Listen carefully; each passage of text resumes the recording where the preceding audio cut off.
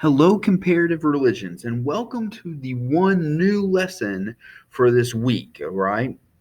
We have been talking about ways that people study religion. We defined philosophy, phenomena, sociology, psychology, and history. We have looked at organized religion and what organized religion brings to a society, and we defined what a cyclical religion was and what a linear religion was. And then we looked at some early examples of religion in prehistory and how we can um, guess at what those examples show us, or what did they tell us, or how do we even know that they are some form of religion to begin with. Well, in this presentation, what we're going to talk about is we're going to be talking about God, and what God provides to a religion. All right. So, like I said, this is the only new presentation for this week, and then you're going to have some other activities to work through. All right. So, before we get into discussing what God is, I want to introduce this term, naturalistic polytheism. All right.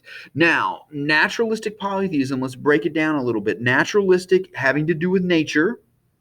Poly means many. Theism is belief in. All right. So the belief in many.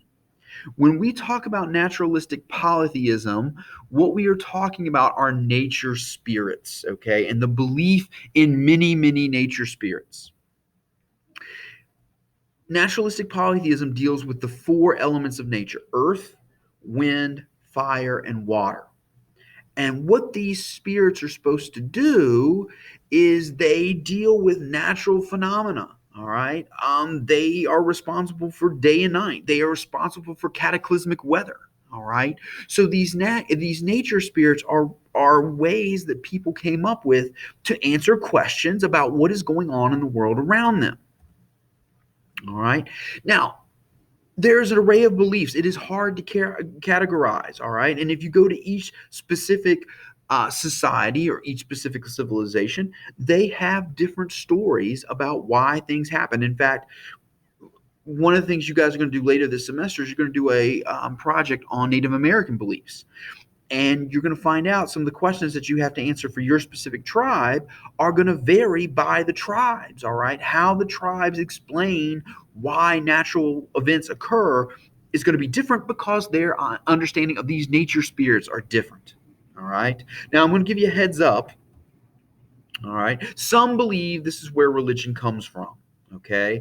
That over time, these nature spirits become gods, and then from the multiple gods we get one god. Okay, instead of there being multiple gods in charge, we get one god. All right. Now, like I said, I'm going to give you guys a heads up. I'm sorry, I keep going off on tangents. Once again, I just want to stress this is a possible explanation from where religion comes from. I'm not saying you have to believe it. I'm not saying this is the only explanation. Of course, if you're monotheistic, God has already existed, has always existed. All right. But this is one possible explanation that some people have come up with, talking about the evolution of religion. Okay. Now, back to my original point. I'm going to be honest with you guys. In your upcoming quiz next week on all this new material, you're going to have to define naturalistic polytheism and then give me one example. Well, some examples of naturalistic polytheism are African beliefs, and we'll talk more about them later this semester. Animism, okay, which is specifically the belief in animal spirits. And you see a lot of animism in Native American beliefs, okay?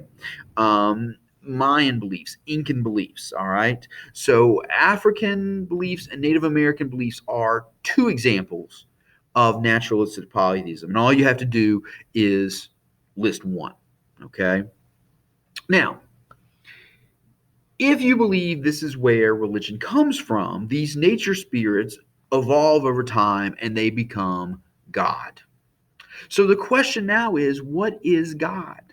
All right. Well, God is the supreme being. All right. Even in polytheistic societies, you had a chief god like Zeus. Okay. You had other gods and goddesses, but Zeus was kind of the king of the gods. All right. So even within polytheistic societies, you have a supreme being. So God is the supreme being. All right. God is eternal and he's infinite. He's always existed and he's always there, and he always will be there. A lot of times he is not in human form. Okay? I say a lot of times because if you are raised in a monotheistic tradition, okay, God is human. In fact, God creates mankind in his likeness. Now, that being said, it is difficult to see God. It's difficult to fathom what God looks like. All right. And in monotheistic traditions, nobody has seen him face to face because he is so awe inspiring. Okay. You've seen parts of him, like in the Old Testament, Moses is allowed to see his feet. Okay. Or the end of his robe as he walks by, but you're not allowed to see him on a face-to-face basis.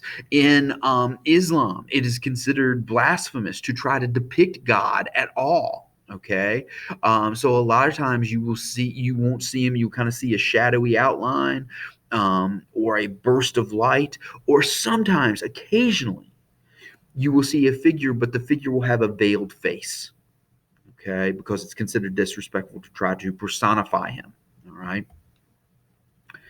Again, he's represented differently, or she is represented differently in different religions. Okay.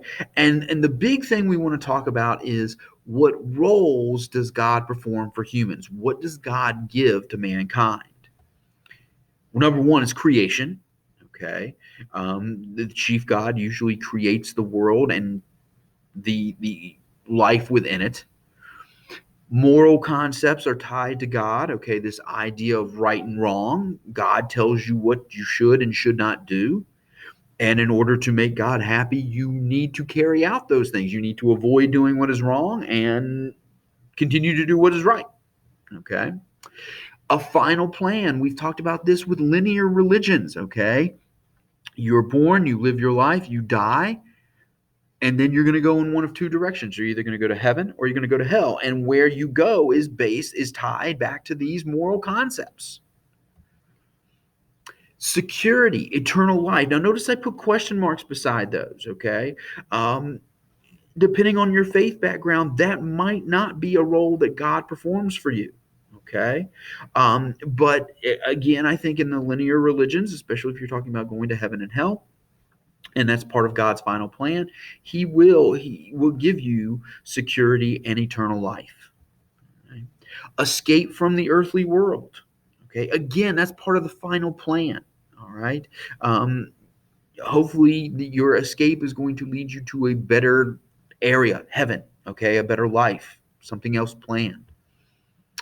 Judgment of sins. All right. Again, that's related to the final plan. It's related to those moral concepts. If you do what's right, you will be judged good, and you will escape the earthly world and be secure in your heavenly reward. If you do what is wrong, you're going to be judged for those sins, and you still are probably going to escape the earthly world, but instead of going to heaven, you're going to go to hell. Okay? So judgment of sins related to final plan, related to moral concepts. Omnipotent, okay, or omnipotent, all right? God answers those unknown questions. All right. And we've talked about this a lot. That's one of the things that organized religion provides. That's one of the ways that you can approach the study of religion, is questions. And how are those questions answered? Well, God is omnipresent and omnipotent. He's always there and he's all knowing, and he can answer those questions for you. Now, we're going to talk about this with a paradox here in just a second. But these are some of the roles that God performs for mankind. Creator, gives us moral concepts. Those moral concepts are tied to a final plan. Security and eternal life, escape from the earthly world, judgment of sins, and then answers to these unknown questions. Now, speaking of these answers to unknown questions, let's talk about the paradox of omnipotence. Okay.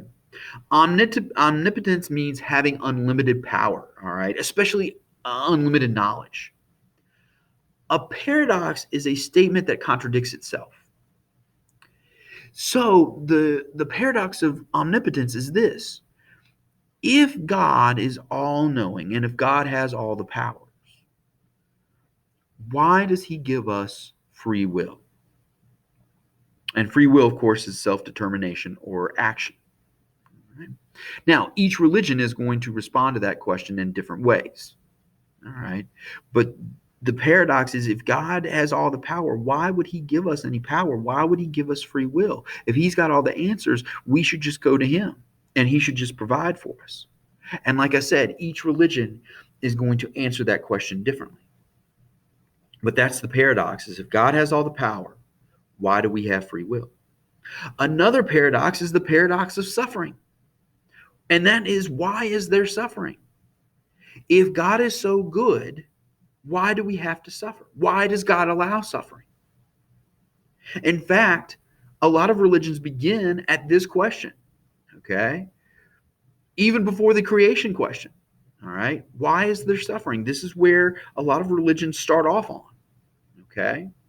And again, each one is going to answer the question differently. Notice I didn't give you any answers, okay? I'm just telling you what the paradoxes are, all right? But your belief system will answer those questions for you, okay?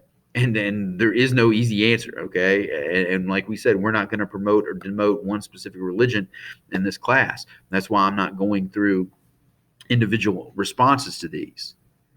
But this is what your faith is going to answer. Why is there free will? Why is there suffering? Well, that's it for this lesson. Okay, that's it for the new material. So for the rest of this week, what you're going to be doing, there's going to be a little video I want you to watch. It's from YouTube, and answer some questions on that. That's going to identify some of the main faiths that we're going to talk about this year. And then, believe it or not, it is time for our first quiz. So the other activity you need to do this week is complete the quiz review. Use the notes from this lesson and from the 3 lessons that we did last week on organized religion, prehistoric religion, and how you study religion to answer the questions on that little review. And then next week we will go over the answers and prepare for our first quiz.